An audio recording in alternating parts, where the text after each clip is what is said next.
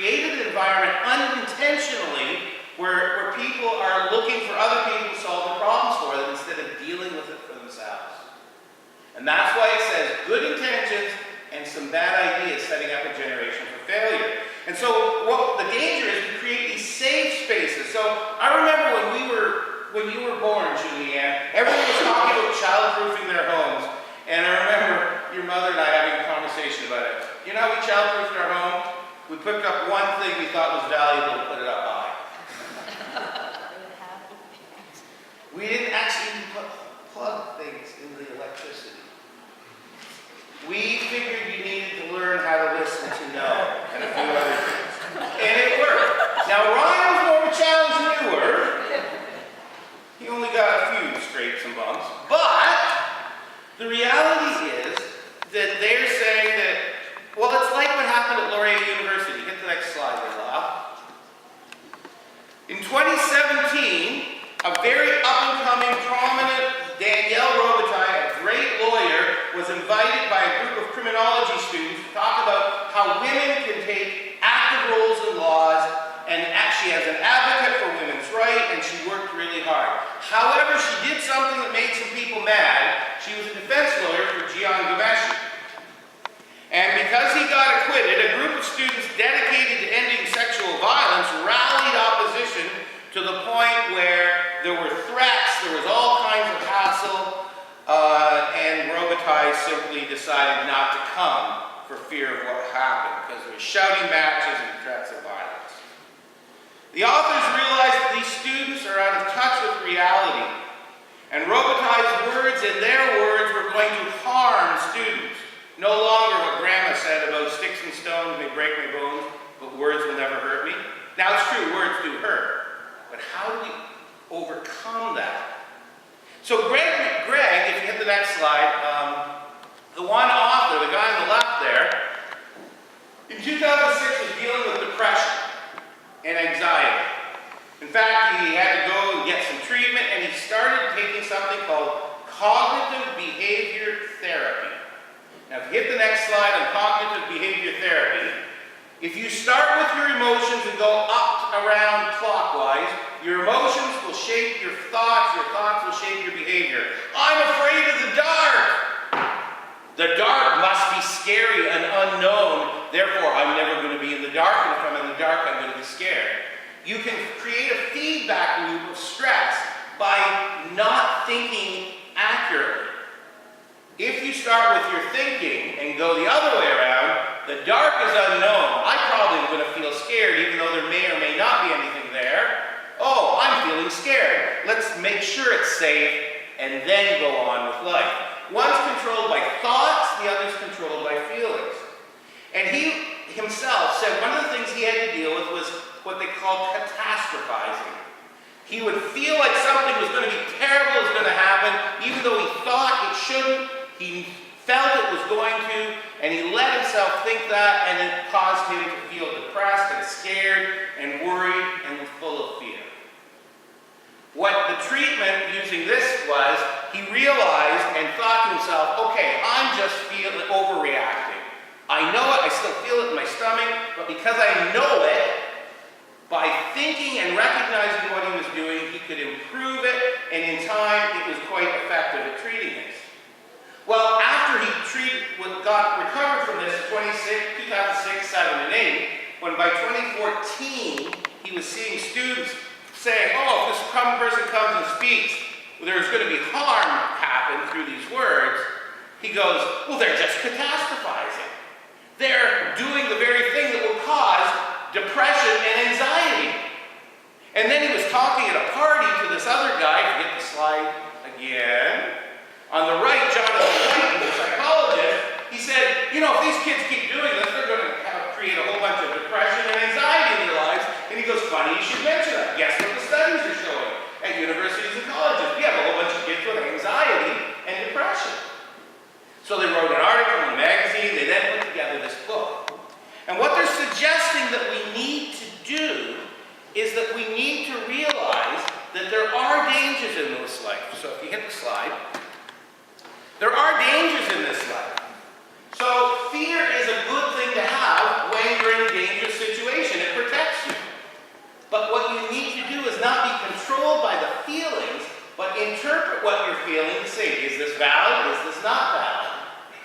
And so what they were suggested in their studies is that if people think it's a safe world and they're surprised by some horrible thing happening, that's when the trauma becomes a big problem.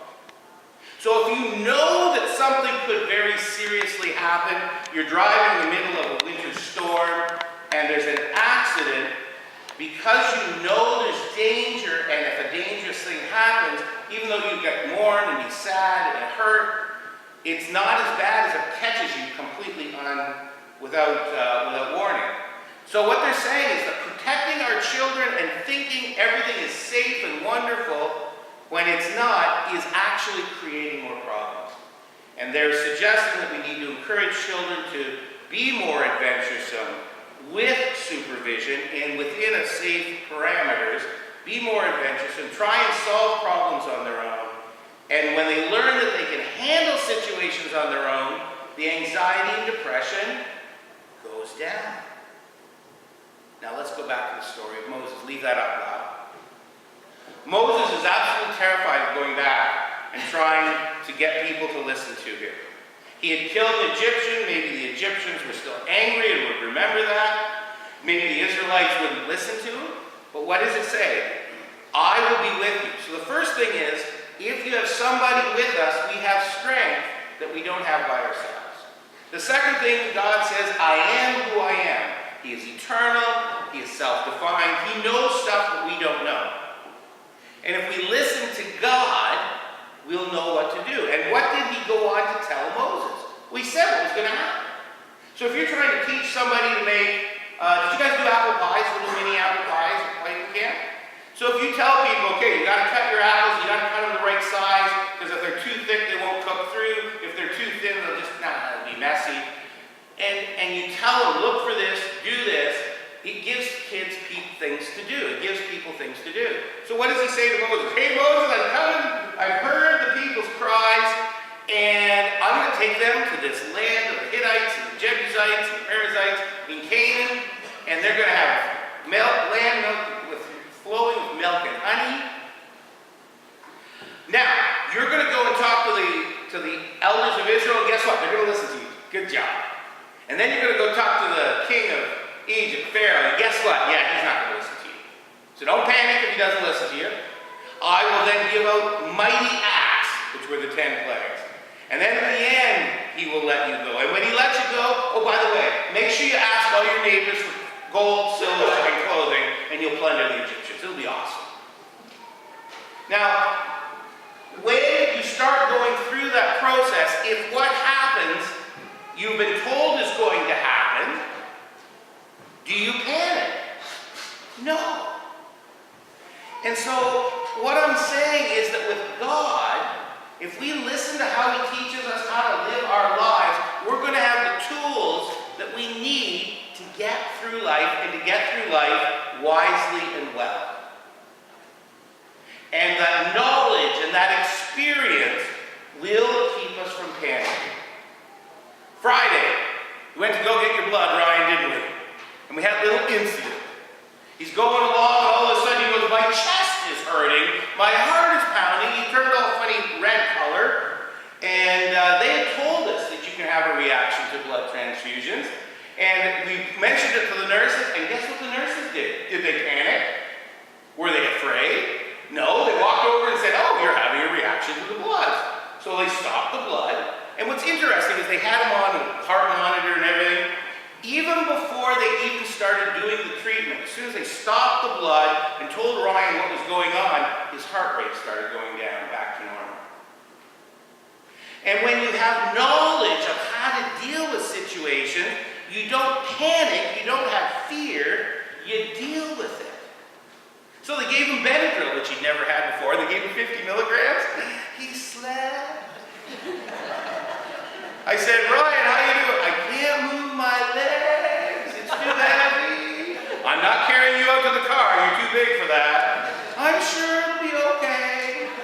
Okay, I'm overstating it. He didn't really sound like that. But it was funny to tell that story. Anyway, the point is that there was no fear because there was knowledge and there was a way to deal with stuff. What God wants to do is give us the resources that when the challenges of life come, we will know how to treat our neighbors. How to know what's dangerous, what's not dangerous. To know when fear is emotional and not real and imaginary, or when it is real and we should be cautious. If we listen to God, He will give us the resources to deal with life wisely. Now, I can't tell you all the specific ways to apply the teachings of Jesus in your particular situation, because I'm not in your situation.